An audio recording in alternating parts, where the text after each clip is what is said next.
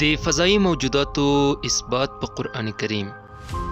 په قرآن کریم کې ځینې داسې آیتونه دي چې په وضاحت سره دا بیانوي چې په نورو سیاراتو کې زموږ په شان انسانان، حیوانات او حتی نباتات شتون لري چې په دې ویډیو کې به زه تاسو ته وړاندې کړم، نو په هیڅ صورت هم دا ویډیو له لاسه مه ورکوئ.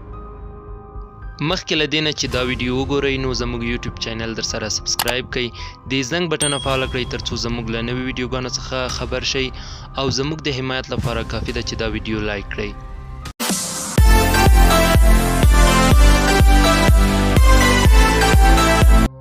اوس ځینې هغه آیتونه چې په نورو سیاراتو کې د ژوند په شتون باندې دلالت کړی او د نورو موجوداتو شتون یې تایید کړی یو ځای سره ګورو. د الاسراء سورت په 44 آیت کې الله تعالی فرمایي: اوه اسمانونه، ځمکه او هر څوک چې د دوی په منځ کې دي د خدای تعالی تسبیح وایي، او هیڅ شی نشته مګر دا چې په ستاینه او تسبیح د خدای کې دي، مګر تاسې د هغو په تسبیح نه پوهیږئ. بېشکه الله تعالی ښه رحم کوونکی او پرتګار دی.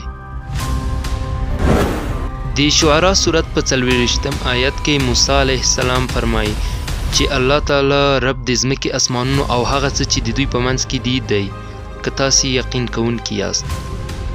په ذکر شوی آیتونو کې مو ولیدل چې د نورو ژوندیو موجوداتو شتون په مکمل ډول او واضحه توګه ښکاري.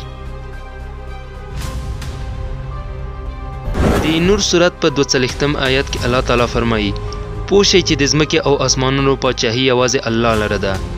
نو دلته اسمانونه ذکر شوي، یعنی په نورو کراتو کې هم ژوند شتون لري. د نمل سورت په 25 آیت کې راغلی دی چې سجده نه کوي الله ته چې راوباسي پټ څیزونه چې په اسمانونو او ځمکه کې دي، او ورمعلوم دي هر هغه څه چې تاسو یې پټوئ او هر هغه څه چې تاسو یې ښکاره کوئ.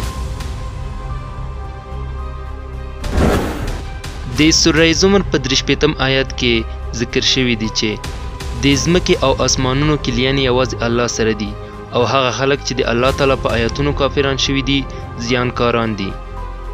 ګرانو ملګرو، ومو لیدل چې په دې آیتونو کې مطلب له موجوداتو نه ملایکې او جنیات نه دي. ستاسو شخصي نظر په دې هکله څه دی؟ خپل نظر مو په کمنټ کې ولیکئ. تر بلې ویډیو پورې ښې چارې او ښه ژوند.